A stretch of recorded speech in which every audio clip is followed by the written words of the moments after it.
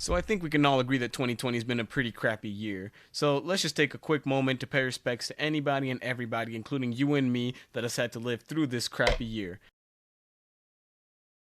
Anyway, now that that moment is done, let's talk about what made this year so crazy, because it wasn't all bad. Sometimes some events were just pretty nuts and you're like, what? No way that happened. But you know, it did. So let's take it back to January.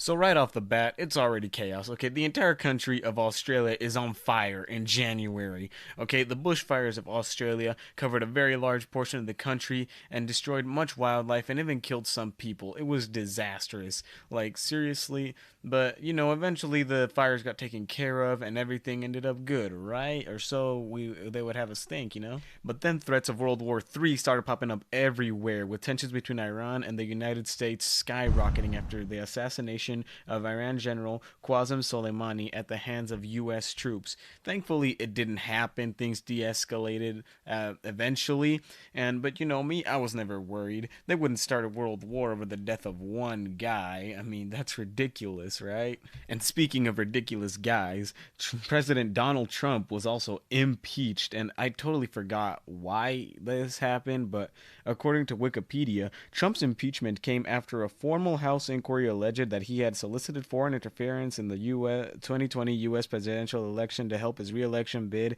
and then obstructed the inquiry itself by telling the administration officials to ignore subpoenas. I can't read that word for documents and testimony. Just look it up yourself because I couldn't read one of those words, but you know, that happened.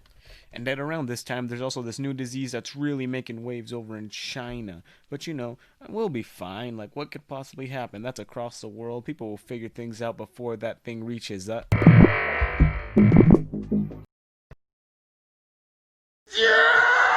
Bud Light. So COVID-19 has got to be the highlight of this year. I mean, honestly, it's really what's made this year so bad. Like, seriously, I hope the guy that ate the bat at least had a good meal, because now many people are losing their jobs, other people are dying, economies are crashing. It's a complete disaster. You know, now everybody has to wear masks everywhere, and it's not fun for people like me who have to wear glasses and are trying to see with a render distance of -2. Alright? This sucks. It's ridiculous. Nobody can even go anywhere. Like, I hate it. Everybody hates it. And there's people out there that don't even believe it exists. Like, seriously, man, like, it's real. People are dying. People are getting sick. Be careful. Take care of yourselves. It's not dangerous for everybody, but it is deadly to elderly people. Take care of your grandmas. So at this point, no one has any toilet paper, and we're resorting to using sandpaper and cardboard cylinders from our old toilet papers. But it's not all bad. Kanye West is running for president. At around the same time, massive murder hornets are entering the states, but at this point, nobody's even surprised. And me personally, I already know what they were. These were Asian giant hornets, and I was already terrified of them. So, having been given the knowledge that they were now coming to me, I almost had a heart attack. But hey, I haven't encountered one yet, so I consider myself pretty lucky. However, unlucky for the United States, riots are popping up everywhere across the country after the death of George Floyd at the hand of a white police officer. It was a mess. Stores were getting raided and looted. People were getting shot with tear gas and rubber bullets. Big mess. Nobody liked this part of the year. But hey, things got taken care of now, so you know, that's good.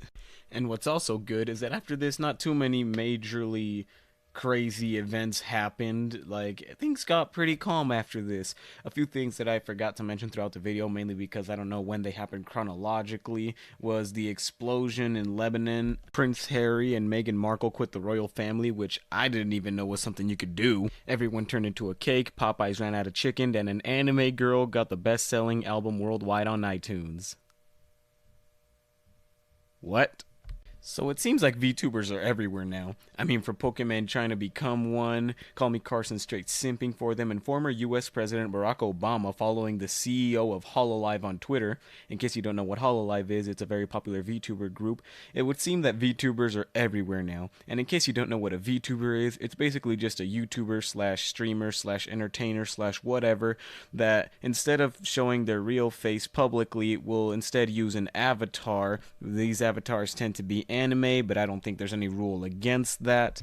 Now, the VTuber in question is named Calliope Mori, and as well as streaming, she makes rap music. And back in October, her EP Dead Beats got the #1 spot for sales in iTunes worldwide, so that was pretty crazy.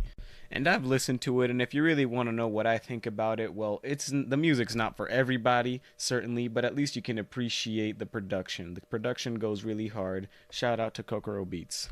Moving on from that, the only other thing that happened this year after that is that nobody got a PS5, so I'm going to take these last couple of seconds that are left in this video to pay respects to everybody that we lost during 2020. Thank you for watching, and goodbye.